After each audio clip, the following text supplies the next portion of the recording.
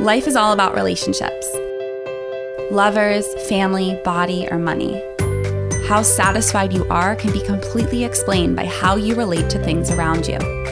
This is Sophie Jaffe, and together with my husband, Dr. Adi Jaffe, we are here to explore and teach you how to maximize your relationships and achieve a happier life. Let's get ignited.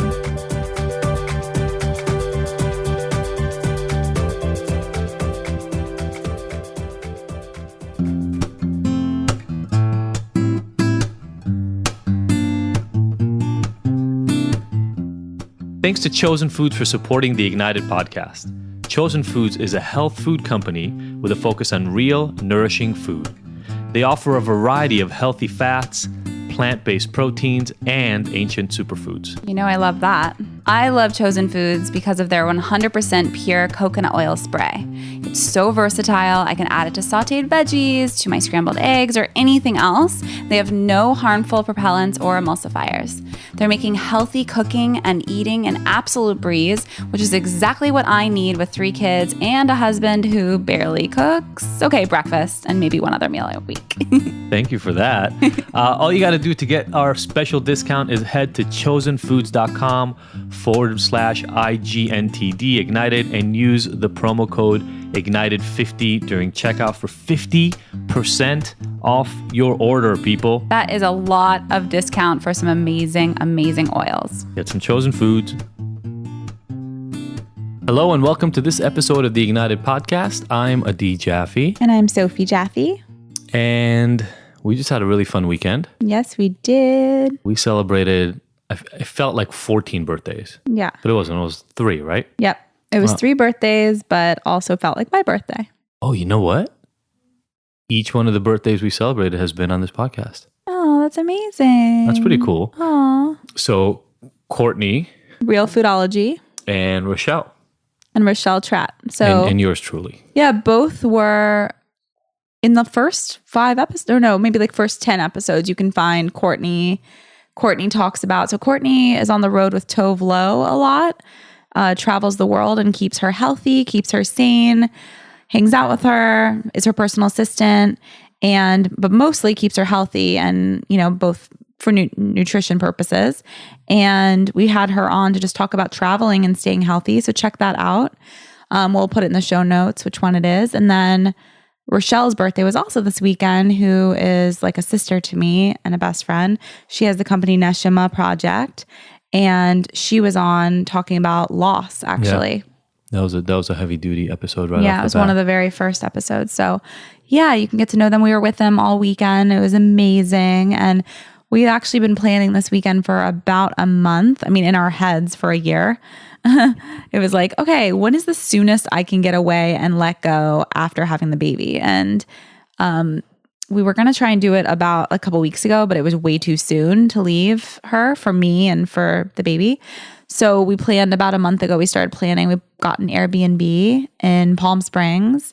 So we were close enough to come home if we needed to, and started putting all the pieces together. And there were a lot of pieces to get me away. There were a lot of pieces. And honestly, you and like Courtney and Rochelle put most of the pieces together. Yeah.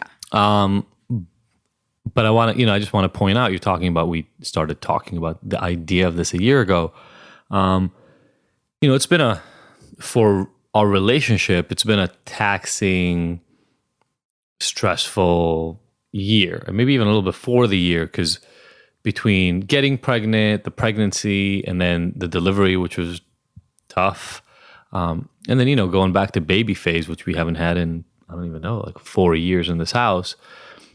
We got pretty disconnected, and even though there was even a good amount of stress and anxiety and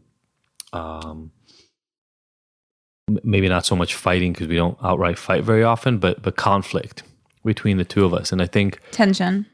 Yeah, there you go. And I know that you were definitely talking to yourself internally and sometimes to me about this idea of when after the baby we were going to be able to let go, because that was a pretty normal part of our life beforehand. We would do something like this when our kids were older and could take care of themselves or have sleepovers 3 to 4 times a year when we go away. And I feel like letting go is just different when you have a newborn and you're breastfeeding full time.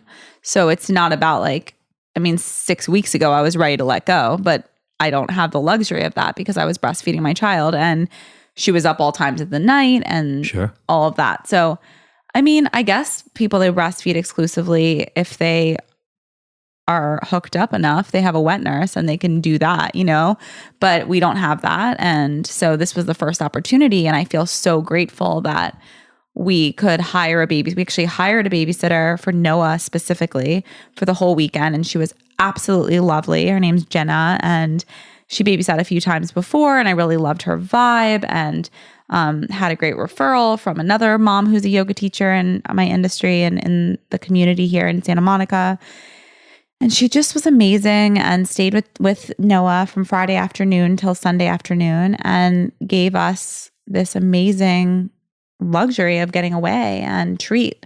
Yeah. And we just set the tone and set up all the pieces to get away. So I set up sleepovers for the big kids, made sure it was the most fun they could possibly have with their most favorite friends. Yeah, they had a great weekend. They had a great weekend. They didn't even miss us for a second. And, and we got an au pair that moved in, and I felt really supported. And I think that's the most important thing, is that as a mother of 3, that I felt like my kids were so beyond taken care of while we were away.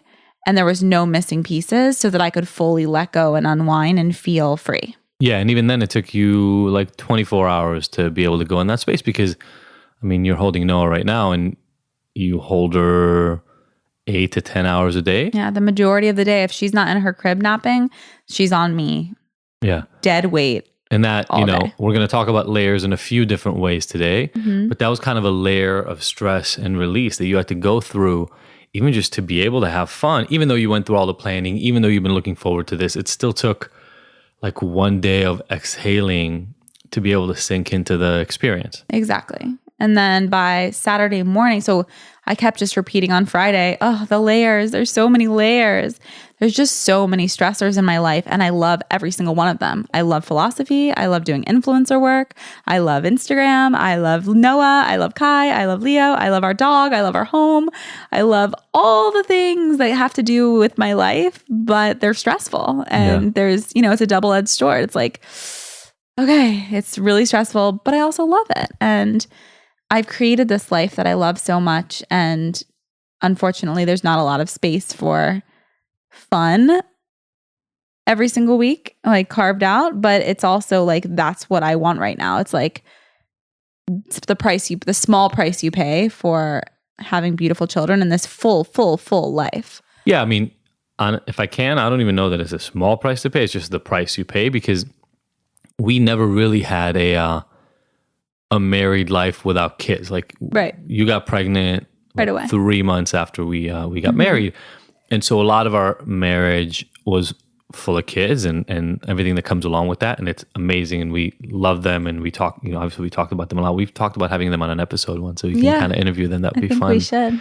But definitely, and couples talk about this all the time, the connection suffers between you and your partner when all of a sudden there are 2 or 3 other humans who need attention. And I know it's funny because we have a very strong connection in some ways. It just depends on which way you're talking. Like when it comes to like a soul connection, we've got that down because we feel so connected through the kids and through their eyes and through their spirits and the things they do. However, we suffer in like other ways, like sexually. And that's what we're going to talk about today for our relationship tip. And also when it comes to the layers that we had to shed, that I had to shed to become present to the sexual energy between Adi and I this past weekend.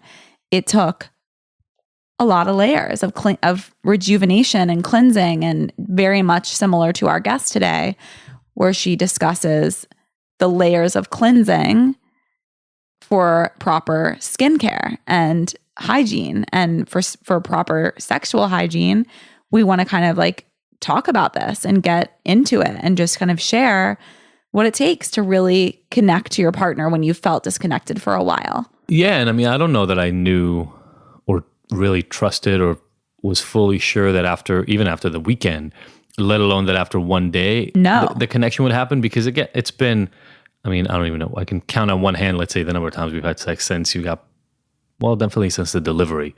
Oh, and it's for sure. Like, and so you get to this place, and I assume this happens to a lot of other people. We obviously talk to specific couples that it happens to, but after a while, you just get kind of caught in this cycle where you live life normally. I mean, we're both pretty busy until about nighttime, and then you and I try to get about an hour together when we relax.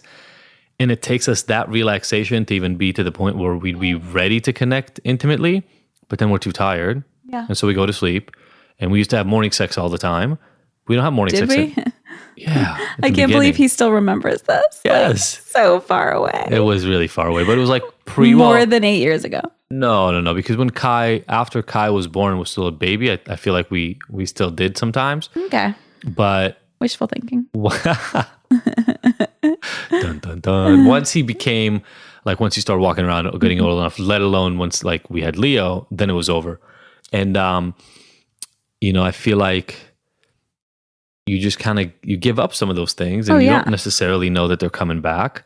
That's part of the reason where we do take 3, 4, 5 times a year where we kind of get out, do a staycation or something like that, because in the past, that was enough, right? Like we would do one night at a hotel and we would kind of get back to instantly ourselves. Connect. But now there's just so much. There's so much. I mean, between both our separate businesses and the kids and the baby, it's like it just becomes overwhelming. So it feels like there's just no space. Exactly. Yeah. So I really, this weekend, kind of Friday, we were still. I mean, I think we had a lot of fun. Yeah, we had a ton of fun on Friday. We hung out by the pool and had drinks by the pool, hung out. There were like 12 people that came by and we were DJing. Having a good time. I was DJing. Haley was DJing. We had a really fun time, but it didn't go there. Like we didn't connect sexually at all. No, I definitely went to bed, guys, on my own at 11:30 by myself in bed.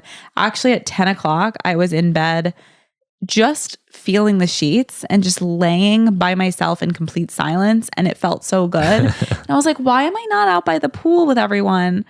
All I wanted was complete silence. It was like, I have stimulation overload all day, every day.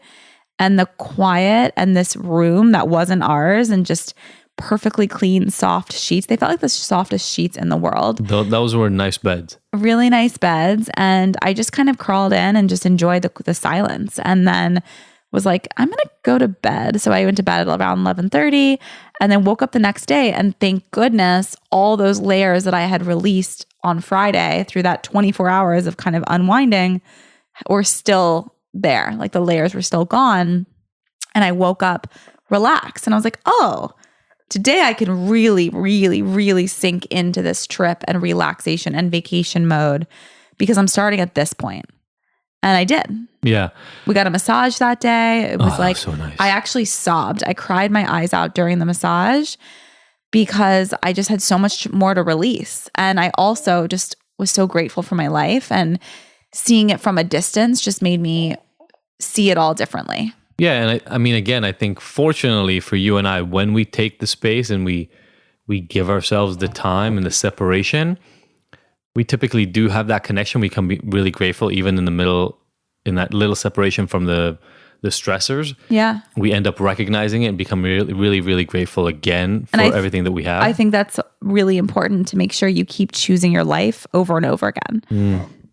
So like, okay, you get some distance from it. Maybe your job stresses you out. Maybe your mom stresses you out. Maybe your husband stresses you out. Maybe your children stress you out.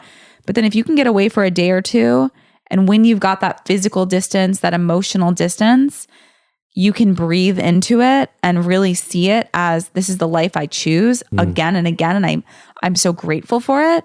Then you're on the right path. Yeah. And I mean, again, everybody can have their own separate ritual. Like that became ours 3 to 4 times a year when we kind of separate and get a night away. And this time it was 2 nights. I think what's important for me, for people to recognize, maybe this is the relationship tip, is you need to find your ritual. So in this episode, we talk, like you said, about beauty rituals. And they're important. And, when we talk about them in the context of this interview, it actually comes from a different culture. And so there's that separation, which is kind of exciting all in its own right. But different people need to have their own. We've talked to a bunch of couples and they say, don't tell us we need to go on date night or, go to salsa classes or whatever, because that's what other therapists or other people have told us. those aren't the specifics. What you have to find, though, is you have to find a ritual that, like you said, rewards you, that gives you the space, that gives you the ability to reconnect to your partner. Because, we heard this. We hear people warning us before we got married that once you have kids, it's all over. That's almost like a choice. It's almost like giving in some way and saying, well, we now have the kids, so we can't do the other things. We have friends who leave the kids with their parents. We have, we had to kind of work extra hard because we don't have help in that way. Exactly. And so we had to hire somebody. But the point is, it's all doable. And our relationship is more important than the $500 or $700 we spend on babysitters, which is a lot of money to spend on babysitters for a weekend, but it's for sure more important that our relationship stays together. It's our livelihood. Yeah. Like the money that we spend on babysitting is our peace of mind. It's our reconnection, our rekindling, and it's our ability to get away, to have space, to appreciate our lives and choose it again. Yeah. So I'm saying don't buy into, it's impossible. We'll just do, or like if date night, just make sure you have date night once a week and you'll be fine. Sometimes that's not enough, right? Depending on what it is you're going through, you'll know because, the second day we were there on Saturday, Sophie was like, let's get down. And I haven't heard that from you in I don't know how long. Well, it's been completely turned off. My sexuality's been 100% turned off. And anytime that I do tap into it for a split second, there's just no time. And I have no energy for it. Or I'm not in the right place. Yeah. So it's like we haven't sunk up aligned on that together in a really long time. And, I got to say, after everything that we've been through, thank God we've been through all of that because, I don't know if we were 9 years ago with like a year of almost no sex, that could have caused some real issues in our relationships. But because we've done all this work, it didn't. And a couple of times in the last few months, we've actually were able to kind of vocalize, hey, I'm sorry that I'm not in this place. I'm just not in this place. And we got through it, but it was difficult. It was really hard. It caused a lot of tension. Around bedtime, there would be tension between us.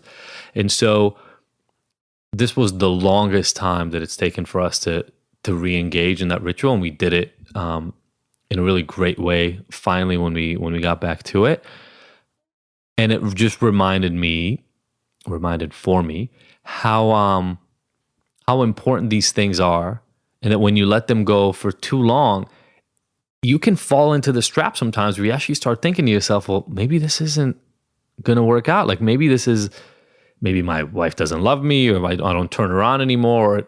When actually what is happening is the environmental stress, the psychological stress you're going through, whatever it is, just the circumstances of your life are right now, have just gotten overwhelming and you actually just need a break. Yep. And I have a feeling that a lot of people just give up before starting to try things that are outside the box. Well, and also if you feel like so worn down and broken down from your stressful life, it's like you don't have the wherewithal to even think that way. Like, oh, let's go away together. Like that seems like the last thing you want to do. I hate you. I can't stand you. I don't want to be with you. I literally just told you I wanted to divorce you. Why would I go away with you to a romantic vacation? But that's actually exactly what you probably need. And exactly why I think this ties so well into the idea of rituals, because once you develop it, once you know it on a regular basis, it becomes like part of who you are. You go, oh, let's do that thing that we do again that always makes us feel good. Exactly. You're just going to have to go and uncover kind of what is that for you so that it feels right. Some people love traveling. Some people want to go wine tasting. Whatever your thing is, just really go discover your rituals because they're incredibly important. And so, with that in mind, we're gonna shift over here to focusing on daily rituals, rituals to take care of your face, your body, your skin. A lot of people aren't necessarily aware, but your skin is considered an organ and literally the largest organ you have in your body. And just like, and you're one of the people that taught me this more than anything else, kind of like one of the most basic things you can do for your well-being, skin, wellness, and life in general is drink way more water than you think you can and need to. By the time you're thirsty, that means you're already dehydrated. If you feel thirst, you're dehydrated. Yeah. And I've lived in that state. I lived in that state probably for like 30 years of my life in a dehydrated state, and just recently started kind of coming out of that and trying to get more water. And it's the same thing we talk about in this case. A lot of us don't really pay attention to our self-care. We talk about that with a lot of people all the time, but especially around beauty. So I think it's a cool conversation that, ties in. And when you start, like we talk about in this interview, creating these rituals around your life, you notice elevation in the way your body responds to all of these things because they become a normal part of your life, a normal part of your process. And that's on us, right? As a couple or as individuals, that's on us to start adopting the rituals in our life that will make our life better. Exactly. So enjoy this interview. If you haven't taken a break for yourself as a couple, or if you're alone and you haven't taken a break for yourself in a while, start planning right now. Get excited about the next adventure you're going to get to have. And also rekindle everything for you. Just know that you don't have to go away. Like we do staycations all the time where we just pick a hotel in our city and just disappear.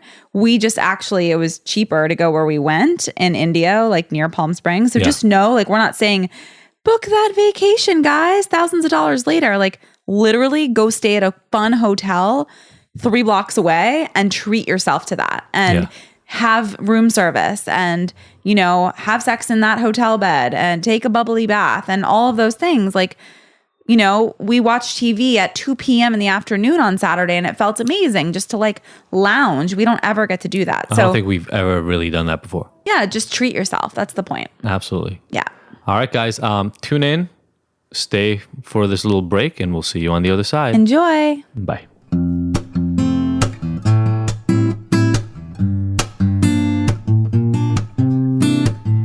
This episode of the Ignited podcast is brought to you by Philosophy Superfoods. The Philosophy offers cleanses and other nutritional products that are unlike any of the other supplements and detoxification programs on the market. Why? Because they actually nourish the body with whole, live, nutrient-rich foods instead of depriving you and leaving you hungry. Have you ever tried a cleanse only to find out that you can't make it through a whole day because you're starving? Ever try a superfood shake that made you nauseous because it was so disgusting you'd rather not eat? The Philosophy fix all that with a simple set of offerings that load up your body with nutrients while actually tasting good. Makes sense, right? Each of the Philosophy superfood and protein blends is vegan, raw, gluten-free, and has absolutely no filler ingredients. With over 15,000 satisfied customers, including some of the world's biggest celebrities like George Clooney, Gerard Butler, Lea Michele, and over 10 years of experience, this is the best stuff you can get. To buy some or find out more info, go to our website, thephilosophy.com. Hello, everybody, and welcome back to this part of the conversation. I don't call this an interview anymore. The conversation part of this Ignited podcast. Sophie's right here next to me. I got a text from Sophie like an hour ago that just said, weak. I think it actually said, so weak. So weak. You haven't been eating well today. Yeah, gosh, it's crazy all the things, all the like stereotypical cliche things that people say about 3 kids and like you'll see that there's no time for yourself and all of these like cliche, and I see like now why I don't have time to feed myself. Right. Which is the opposite of who I am. Like I always had time to feed myself and now it's just there's not enough hours in the day because I'm feeding her. Yeah. Well, and one of the things that I love about being able to have this conversation now is one of the things that I feel like you talk about a lot that ends up getting neglected, I'll say, now since Noah was born, was self-care. Mm-hmm. And we have Lan here with us today from Boscia. Is it Boscia Beauty? Like Boscia, it's just Boscia, but Boscia Skincare. Boscia Skincare. Yeah. Perfect. And first of all, she brought us a lot of goodies and we have surprises for you all at the end of this podcast. So I'm excited about that. Yeah. But what I thought was really cool is talking about, because Sophie, you not taking care of yourself comes in a lot of different ways. Right. One of the ways is the eating. And this other way is caring for yourself. And we talk a lot. You're going to get asked the questions at the end of this episode. And so we talked a lot to people about self-care. And I feel like we haven't had somebody who really came in and talked about skincare. Like biggest organ of your body, right? Right, yeah. How do you go and take care of it? So welcome. Thank you. So excited to be here with you guys. Such a huge fan. Welcome to our crazy set. we literally made Lan wait. I love it. 30 minutes while we shoveled food in our mouths. We had to feed we fed the kids too. It's true. We had to feed the kids, talk to the placement agency for our potential au pair, get the kids out of the house so that they wouldn't run around and make noise here. There's someone washing my car right now. Shout out to Washos for coming to my home. It's Wow, the best. You're nice. I am nice because when I find something that I love, I have to share it. And I don't have time to go to the car wash anymore because This is not an ad. This is not an ad. I am just really excited about Washos. So you should check it out. It's an app, and then the car wash comes to you. And it's right behind us as we speak right now. And he's got 2 garbage bags full of my stuff. And so I'm really, really excited. First of all, you told me a little bit about your story before we started talking about this, but you have a really in-depth, almost like ancient, like generational connection to skincare and taking care of your not just for beauty, but literally just taking care of the health of your skin. And so I really want you to tell our listeners, how do you come about this? Yeah, so just a little bit of background about myself. My parents met in college. So my father's Japanese, my mom's American, but they got married and they moved straight to Japan. That's where I was born till I was about 10 years old. So going back to skincare, that's always just been such a big part of my roots, really my bloodline. And why I say that is because in Japan, beauty is such an important part of a woman's regimen. But what makes it so different and unique from the Western culture is that they value skincare more than makeup. So over here in the US, it's very different in a sense that, typically, if you look at the beauty industry, I would say, 60-70% is made up of makeup, where the remainder comes from skincare, but that's the opposite there, where most of the sales come from skincare. And that really shows that beauty starts from, just having great skin. And then from there, of course, makeup is going to, add on to your beauty. Enhance your beauty. But that was the key, and that's what I grew up. So I'd watch, my grandmother, my aunt just spend hours, multiple steps, very effective. But that was what they did to stay beautiful. I love that. Yeah. That's like a perfect metaphor for the difference between most other cultures and America in general, right? Like we cover it up and we pretend like there's nothing wrong with it, and we just cake it on. And what I'm hearing is in Japan, they actually take care of the skin. Right, absolutely. It's not about covering it up. It's, more about how do we let our natural beauty shine through.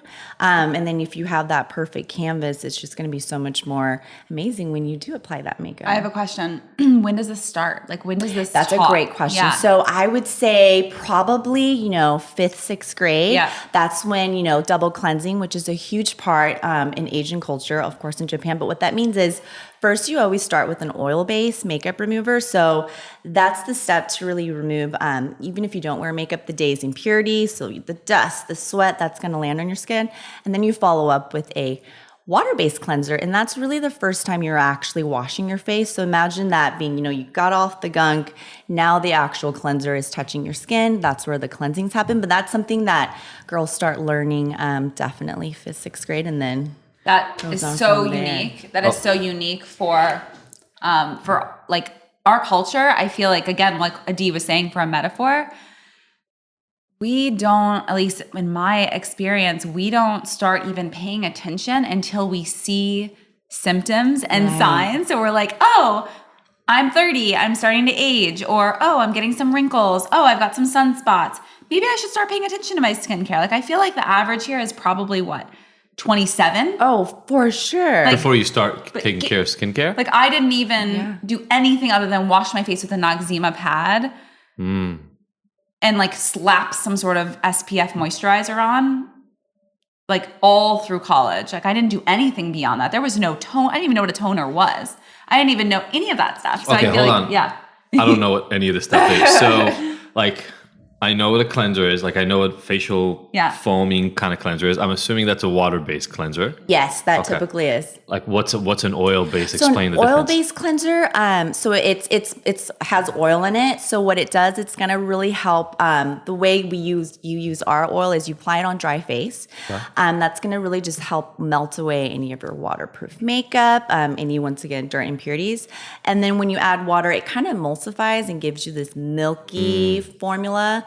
And then once you rinse that off, you then follow up with the cleanser. But that's what is the idea. Again, I love it. I've never talked to somebody who's an expert in this. So maybe is the idea that the oil has an easier time attracting other oils that are there, and so they kind of combine together? Yes, and that's a really good point you bring up. One of the biggest misconceptions is that, people that have oily skin, they shouldn't don't put oil use on oil your skin. that really, oil cuts oil, kind of how like diamond cuts diamond. So when you deprive your skin of oil because you have oily skin, that's actually making your skin oilier because your skin thinks like, oh, you just stripped all this oil away. Oh, I need to produce more. So it's kind of this vicious cycle. I think we just made up a word, oilier. That's and that was my bad. I put that in your head before. Wow, I mean, that's a really cool thing by itself, because I 100% grew up with this notion that don't let oil touch your skin. Yeah, I think most people do. Yeah. Because if it does, it'll clog your pores. And There's a movement now, though. I mean, I feel like it's like the fats, like in diet, like people being like, saturated fats. Like, no, not all fats are created equal, and good fats get rid of bad fats. And same thing goes for oil on skin. Cool. I'm not part of that movement yet, but I'm joining. There's some in your bag. So. Yeah, I love it. Okay, cool. So, all right. So that was one of the things that you noticed pretty early on in Japan growing up, was this multi-step.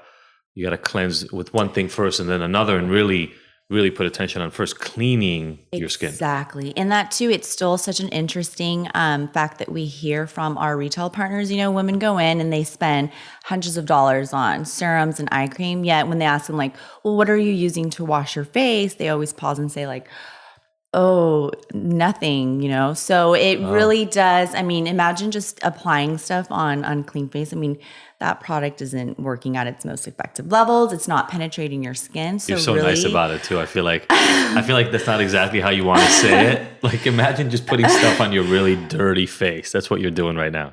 Or maybe even they might not even be doing that. Like, I would probably think that they're just like, I just like wash it with water, like in the shower. I use whatever's in there, whatever cleanser.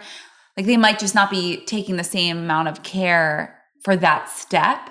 I'm sure they're still cleansing their skin, Like, for a long time, I just like washed my face with whatever. Like, I didn't really think about it. And then I started using, maybe I should use a quality moisturizer. Maybe I should it's like baby steps. Sure. And I love the concept of, again, like we talk about mindfulness a lot when we work with couples, and in general, it's about this paying attention to what you're doing. And I can almost guarantee, I know nothing about this, but I can almost guarantee that if you give that extra attention, and you just are very mindful about what it is you're doing in each one of these steps, you get the better outcome.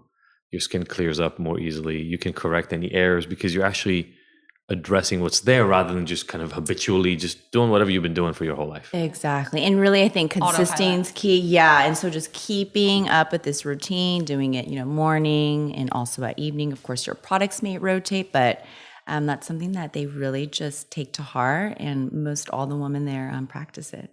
So that's a really big thing, is this multi-step process. Yes. And then what happens after for them once they really cleanse? Good question. So really the skincare routine in Japan isn't, 8 steps. It's pretty short in a sense that they like to be effective, and a lot of their products have multiple different benefits. So I think right after the cleansing, what you would apply is a toner. That's something is popular in the US too, but in Japan they do take more seriously. And toner is really just a watery serum. It's a very lightweight item that you'd put on your face. But that too, and what I think is really different from the US is even applying these products, they have very special techniques. It's almost like a massaging motion. So it's not just let's slap on the product. Another piece of that too is just being really mindful and, working with your skin, being really gentle and delicate. So the application of how these products go on as well is quite different culturally, I think, from, what we're accustomed to here in the US. I think also, again, like different cultures, but in the last 4 or 5 years, I've gotten really into ritual, just in anything. And I feel like this is just another ritual. This is a self-care ritual.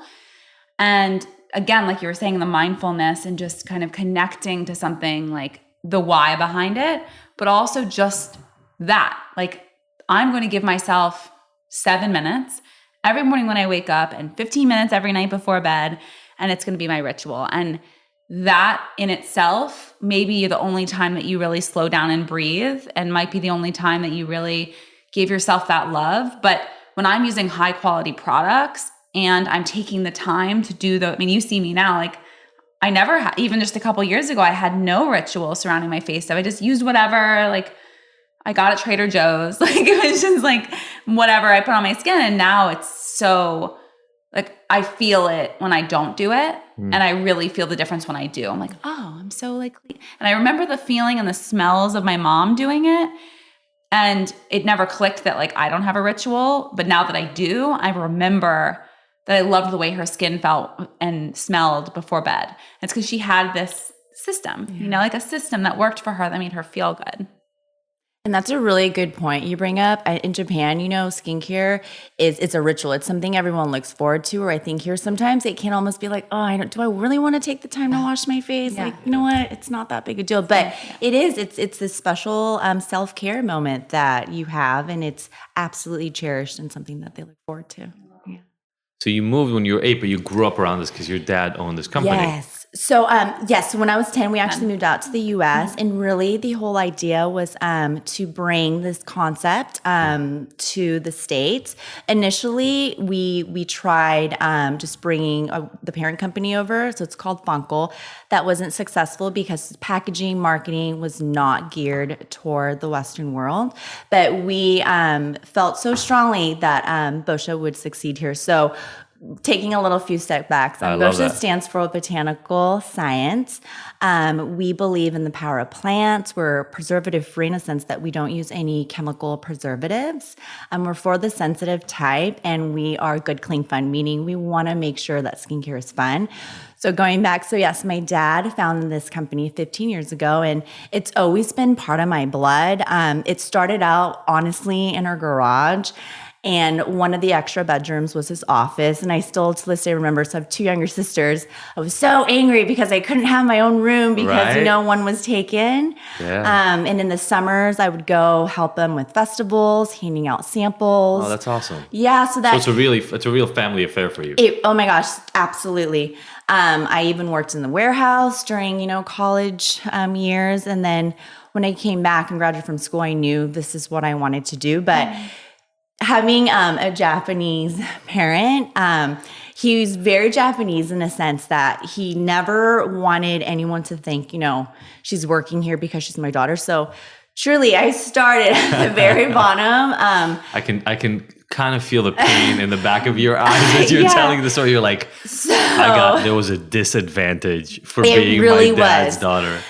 So started in the warehouse, you know, receptionist, kind of worked my way up. And honestly, one of the main reasons why I am here where I am is because, you know, previous people in my role had left and wanted to take me with them. That obviously was going to cause, you know, an issue having 2 people that were very involved in the day-to-day. So I kind of lucked out in that sense and, you know, was kept. But eventually I think, you know, I proved myself and, you know, ended up in this role, you know, several years ago. But that too was another relationship I have with skincare in a sense that when I really came on board and had the ability to drive Boscia's direction, I wanted to make sure that, you know, skincare was fun because this was a time it was so boring. It's like creams, great. But that's when we, you know, I came up with the black mask. So this is, you know, really visual in a sense, super shocking because it's black. It's got that charcoal. It's a peel off and really started this like exciting skincare movement. Of course, you know, went viral, so it had that element as well. But why are we not doing face masks right now? We should be wearing it. What are we doing? Yeah, that's a good point. Guys, this is like radio. Nobody knows that we're not doing face masks. No, but I'm just mad that we're not. Oh, okay. I'm just mad that we're losing an opportunity of self-care right now. This is what happens when we don't think ahead. It's we have nothing else going on. I don't know why we're so lazy. I know. Just have the kids prep it upstairs. Yeah. And then just come and put it on us. Have them go find the charcoal. Find the charcoal. Yeah. This is not like, we're not like talking about pencils over here. It's like, I think they brought it's in a package. I know. Yeah. I love hearing these origin stories for not just family businesses, but kind of like this generational thing of, you know, my father and his family grew up around this in Japan, and so they wanted to bring it over. And then the struggles of trying to figure out how to, okay, well, we know it works. We know there's a positive effect. We want to help people with this, and we think it'll be good for people to try it here. But then it just doesn't it doesn't translate in the same way, sometimes literally, right, in terms of language. And you guys kind of persevered and found a way to package it. And then you came on and took what I'm assuming was a more maybe traditional company before you had some leadership role in it. You're the executive director, like the CEO now, right? I'm the general manager, General but manager. I also sit on the board of directors for our parent company. So. Yeah, so really hold the direction of the company, and to then inject your view on it, like the half Japanese, half American, grew up in this as a core part of your being, but also probably being able to see some things socially and kind of in different generations maybe than your dad and other managers had in terms of what would really resonate with the marketplace right now. Yeah, I mean, it's definitely has been such a fun and exciting journey for us. And just with everything that's happening, with social media, it's just really has put us in a great space. But yeah, and then just kind of going back to really back then when Boscia came on the scene, we were really the first brand that pushed this natural, clean movement. So to your point, it was so hard back then to explain to retailers, what do you mean, your botanical science, you don't use chemical preservatives, like why parabens are great, why, it was still at that era. So it was really hard, but now I almost want to say we've kind of paved the way for this new movement. And now, it's retailers are having their own, clean movements, clean beauty. What does that mean to them? So. And it's nice that there's room for all of the different brands, Right. they're all at different, like they work for different reasons. Like I don't use 100% clean beauty, but I pick and choose, like some things I'm like, I know what works on my pimples, so I'm going to use that thing. But for the most part, I love that I can find clean beauty or eco-friendly beauty or all of the above that works and feels really good and is good for the environment. Can we explain for people? Because again, I'm going to be the ignorant one. I'll say it, the naive one in this conversation. Like, when we say clean beauty, what are we talking about? Sure. So at Boscia, we have our own set of Boscia codes. What that means is there's 20 plus ingredients we'll never use in our formulation. Just with research, we found that they're not ingredients that need to be in beauty skincare products. And so we removed those, and that list, of course, continues to expand. And then in addition to that, we are chemical preservative free. So that's our stance on what it means to be clean. Cool.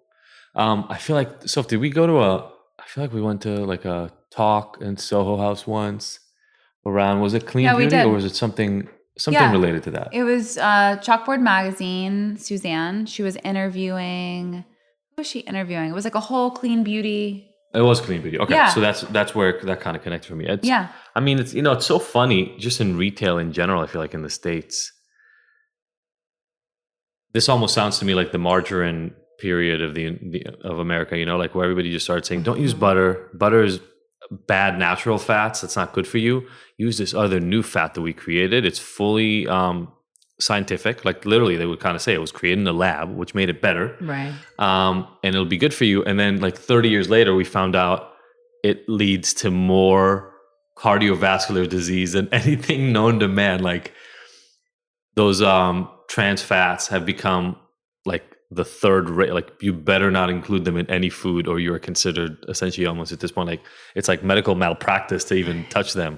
And you're right. Like for a while, if you had 472 ingredients in your product and half of them were things you couldn't pronounce, that was seen as a scientifically advanced product. Mm-hmm. And it's just like, I love just in general in the world, how like the pendulum swings and then you go, yeah, maybe I don't want like 700 things on the stuff I'm putting on my face. And then what I'm hearing from you is kind of having to educate people about it, because it sounds like some people in the industry catch on way before people in the marketplace, like the actual consumers, understand it. Definitely. Is that something you found? Absolutely. And that is still, a challenge that we have. So even, with great marketing, we still need to have, a team that goes into our retailers and still just drill this message, botanical science. This is why we're amazing. Here's the list of ingredients we don't use for X, Y, and Z. But absolutely. And you would be surprised too, even individuals in this industry too, since this is still fairly a new movement. I mean, it's been around, but there's a lot of education that needs to be explained and taught. So yeah, it's definitely still a challenge for us. And would you say, in terms of, for our listeners, if they want to start eating, or it's not eating, but if they want to start applying and using and buying cleaner products, do you have a place that maybe they should start? Like for me, when I'm asked that same question with food, I'm like, you know what? Start buying organic with the Dirty Dozen. Like just start there. You don't have to buy everything organic when you're first starting. I don't even buy everything organic depending on our budget that week, depending on, you know, if I get it from the farmer's market or not. I might get conventional. But that's where I would tell someone to start for clean eating. What about you for clean beauty? That's a good point. I would definitely say start with cleanser, since that is something that you use every day. And if if you weren't really sure, it's clean beauty for me, what type of products, I would say that probably would be your first go-to because you're going to be using it every day. Yeah. And I think people are probably skeptical. Like right. They're probably like, will it even work? Like without the chemicals? Like we're all like, I mean, our society is very much about chemicals and the Clinique counter and that kind of a thing. Like, I'm sure there's still benefits to using things like Clinique, but at the end of the day, like, why not use something that still works and is better for the environment and your skin? Exactly. Yeah. Well, I mean, Clinique is they're a brand. They want to supply whatever the marketplace will buy, and they will do the marketing for it. I'm assuming, but they don't have a clean brand. They're sticking they true, don't. right? Yeah, but who knows, right? Because Yeah. It just seems like they're not getting cleaner. You just They not haven't yet. that I've known, but Okay. like you said, I mean, everyone is now jumping on the bandwagon. So yeah, the next thing they'll just buy a brand. They probably are in the clean, but like with another, they bought a brand, like a sub brand. Sure, like they bought a brand that was doing it. Exactly. I feel like in the end, it's all owned by Coca-Cola. Like It probably right? Like is. Coca-Cola. Mostly, I think yeah. Coca-Cola owns us. Like I'm pretty Yeah. sure we don't even know it yet. But like you know what I'm saying? It's a joke, but No, you're absolutely like right. all the big brands essentially just buy up the little brands, so they don't have to be inventive, and they get to eat up right. product lines that other brands have created, like and create their monopoly and increase their, or at least maintain their market reach. So if I heard about clean beauty, then I'm sure they've done something like that. But what I'm hearing, what you're saying is, it still hasn't penetrated into the public enough where even the big brands, because look, the whole point for a lot of people is you go to Rite Aid or Safeway or CVS and you buy that stuff. Like that's where a lot of people buy their beauty products. Absolutely. And you're saying to that place that hasn't really entered quite yet. Definitely. So I would say maybe in the prestige skincare, they're already on it, been talking about clean beauty. But to your point, when it comes to like mass, when you're shopping at CVS, Rite Aid, I think this is something they're probably working on right now with those, Neutrogenas and your, common brands that you see in your. Yeah. I mean, again, I know we're pulling away from beauty a little bit, but this idea, and it's a big shift, I feel like, in society in general recently, to kind of, put a plug in this whole notion that if it was man-made in a lab under heavily controlled, sterile kind of environments, that it's better for you. And I mean, for you, Soph, that probably sounds even funny to say because you don't come from that background at all. But I feel like a huge portion of Americans have grown up. I mean, even in Israel, like you grew up kind of believing that, why is aspirin good? Aspirin is good because they took that chemical from the tree bark that people that like natives used to chew on for headaches. They isolated the chemical, the aspirin, the chemical in those things that will reduce the headache, and then just made you a pill that is only those things instead of the full tree bark, right? And that's what we do with everything. It's like we take what's natural, and then the science-y kind of research component of it tries to isolate the one thing that works. But I think what we're realizing right now is it was never the one thing that worked. It was that one thing with like 12 other little tiny things that we didn't know to identify, and they all work together to create the actual effect we were looking for. And so when you isolate it, you get all these weird side effects that nobody really intended to have. Well, that's where the holistic notion comes in. Yeah. The holistic, whether it be Western or Eastern, in the medical field, science meets this natural, and that's kind of what you're saying. Exactly. But I feel like Western lost that for a while. Yeah, we did. I think that was like the definition of Western. was it's not holistic. It's reductionist. It's about this is the chemical. Like even for this is such a weird tangent. Sorry, everybody listening right now for the tangent. No, I think this is. But like when people talked about weed for decades, they talked about THC as like the chemical that everybody cares about. And now we know there's like 400 of them. If you balance them, they do different things. Yeah. Guaranteed, some of these botanicals that you're talking about in cleansers, some of those chemicals that are in the botanicals had been used for cleansing. Somebody extracted them and made an extract and just used that extract. But part of what you're saying is in that process, they also had to add all these other chemicals and all these preservatives to keep things balanced, et cetera. And then they created this kind of like Frankenstein version of what nature was already doing. Exactly. And then especially for us, a lot of artificial fragrance, colorants go in into skincare products too. And that actually causes irritation. So really our philosophy is, if it's not giving you skincare benefit, we're not going to put it in there. Love it. So, anything you smell, all the colors you see, it's just all natural ingredients. And of course, we do rely heavily on science, but we really feel that, plants know what to do and they do it best. So we kind of just trust their instinct and we kind of let them do their thing. So what do you mean? Okay, like that really intrigues me just as a concept. So what do you mean by that? Like I know I grew up in Israel, and when we would get cut or scraped, we had a lot of aloe around the house, all over the place. Like, I mean, you've been to my parents' house. Like, it's this kind of weather, like in LA. So you get a lot of succulents and things like that. Aloe is pretty common, and so literally, I don't remember who even taught me this, but like you take a plant and you just cut it, and then you rub the aloe on your skin, and you get the benefits of what people here use as like aloe gel.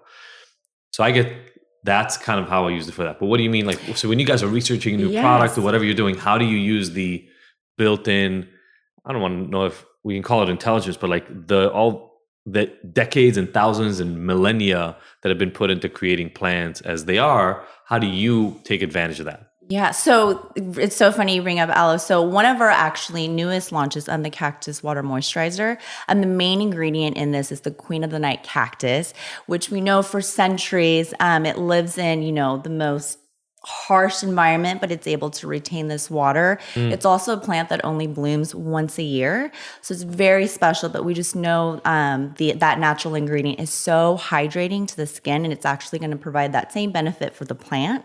So that was one of the reasons why I included in that product. Same with aloe as well. And then even though that the thing about aloe, the moisturizing component, or is there like an actual? It helps. It really soothes, calms, helps with redness and inflammation as well.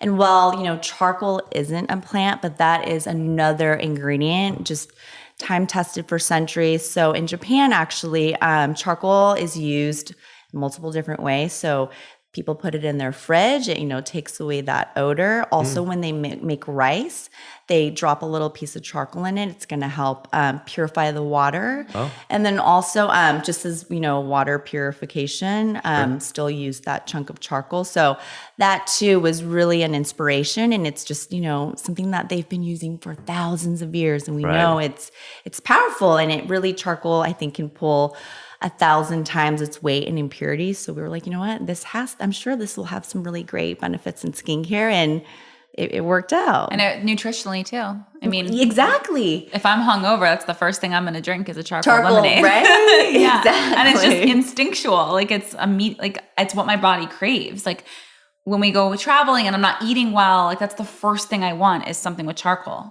Like when we were in Israel even, like I just felt, I wasn't drinking or anything, but I just felt so sluggish and we weren't eating that great and we like lost our luggage and it was just like an emotional And it was drain. 97 degrees and 88% humidity. Yeah, it was 97 degrees, felt like 115.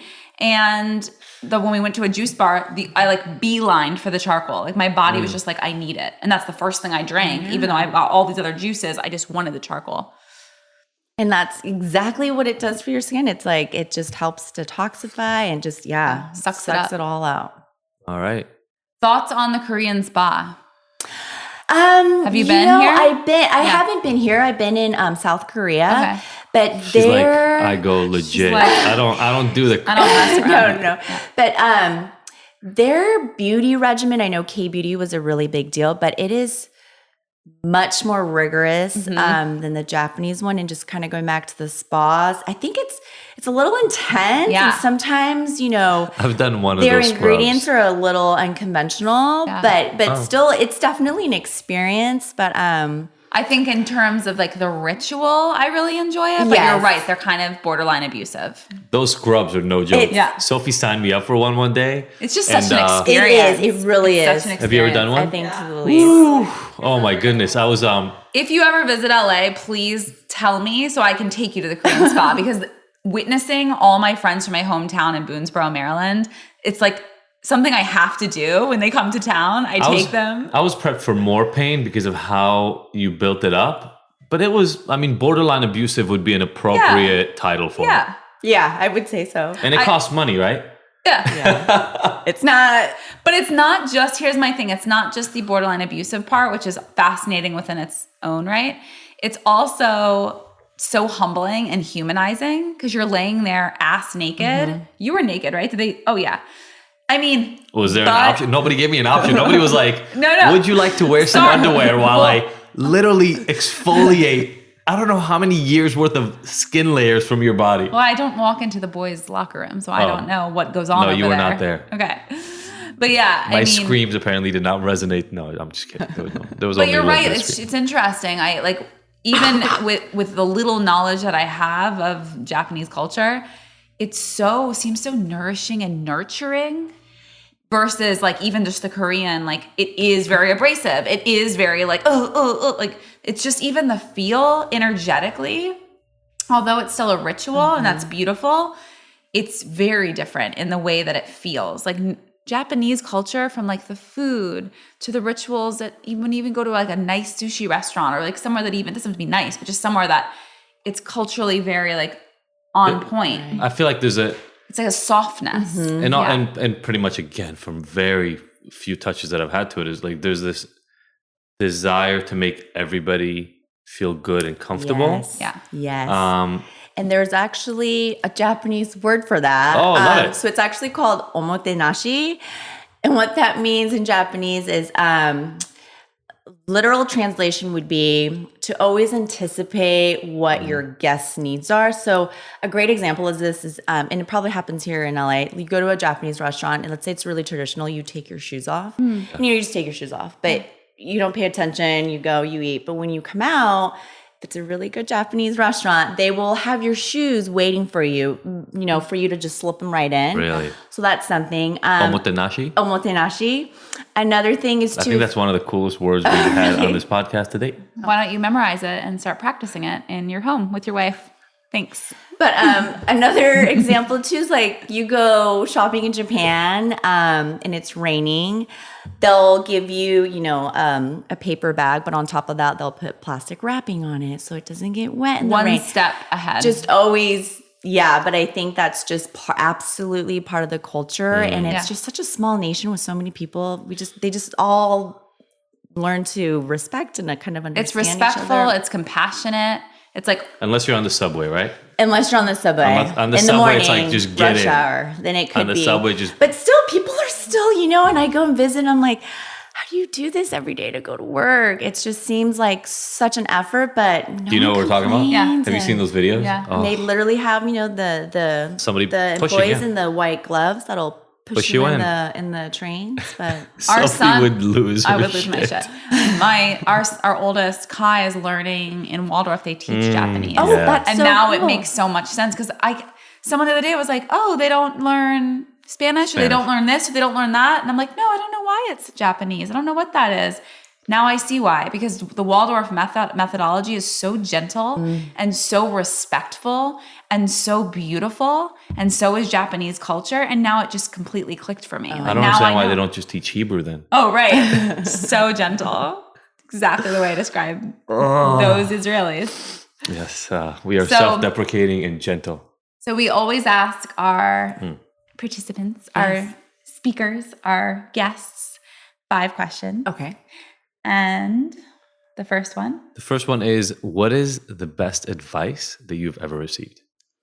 So I would have to say from my dad, actually, and just working really close with him, he's always told me that, no matter what position you get, you need to always remember that your employees are your best, your most valuable assets, and that you just really need to respect them, make sure they're happy. So, at Boscia, we provide lunch 3 days a week for all our employees. We have, vending machine full of drinks. So I think that's something I always took really to heart with me.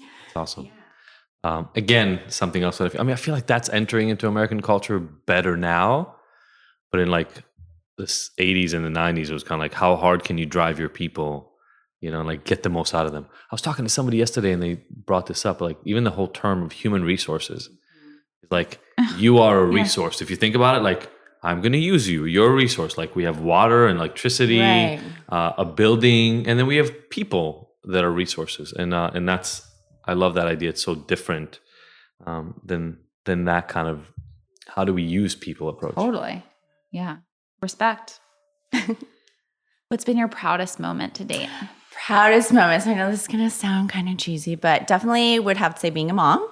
I have 3 kids, 3 under 3. It's kind of I have to 3 say, under 3? 3 under 3. Wow. What? Okay. Yeah. You look way too good for 3 under 3. I don't Holy. know. So this skincare guy has to work because if you saw my skin, Sophie's actually looking pretty damn good, and she's the one sleeping less. But like, that's a testament to your skincare line. Thank you. But yeah, I think that's what makes me 3 under most 3. proud. Yeah.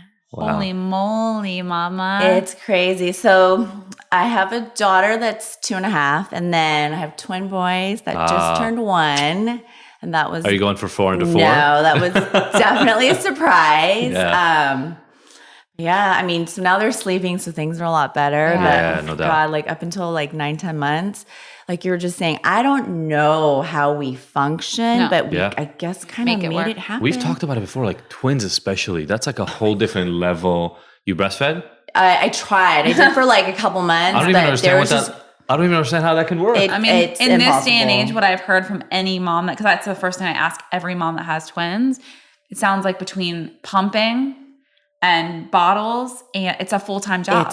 Your best friend. This is the first time I've seen you in shock during this. Yeah. You're like regressing. You're going back to. I'm like thinking about it. I don't know how I made it. But like the first month, it was like, you try to breastfeed and you put them down, and then you're trying to pump, but then it's time someone to feed else them wakes again, up. and then there's just 2 of them, and then you just I'm getting tired literally just listening to it, and I've never gone through it, so I can just imagine. It's beyond tired. What I experienced is exhaustion and tired.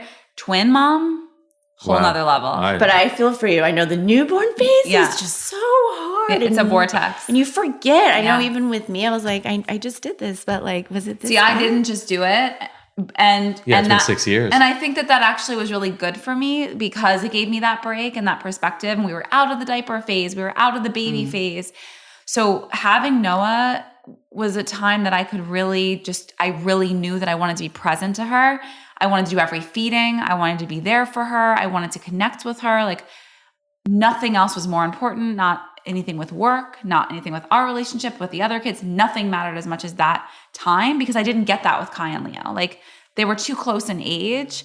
So it was all like, I had 2 babies and like you have, like, it's a different experience. It was beautiful. I don't regret it. I love that they're so close in age. They're like twins themselves. They're so close, but now it's a whole different ballgame and I'm a different person. I'm a different mom. And so even though it's hard and it was a vortex, I love it. I loved every moment of it. And I'm so grateful that I got to experience it again. But that's awesome too, because that's how I feel right now. It's like they're so close and I'm like, are they getting enough attention? Like we're just trying to make sure everyone's fed and alive. And it's, Are they laying in a way they can breathe? And did they eat enough today? Exactly. Like, and then you're kind of good. Yeah. You're good. Okay. I mean, we might have just heard about this, but that was your proudest moment. What's been your hardest moment?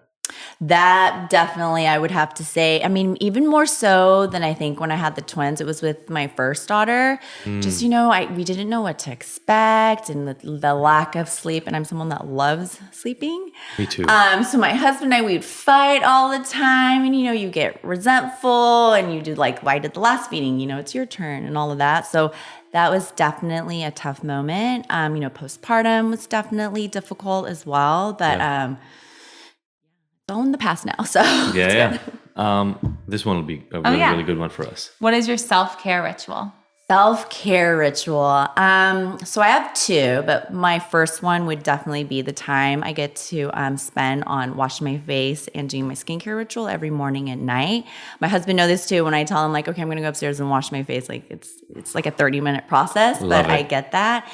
And then the other one would be on the weekends. I go running with my twins, and that's just another way for me to at least have a moment to myself. And I don't have time to work out during the week, but at least if I take the twins and I go for a run, my husband's like, go for 5 hours, have fun. So those are like my two self-cares. Wait, was that serious? Like go for 5 hours? No, not for 5 hours. No, I don't go for 5 hours. He's just like, go.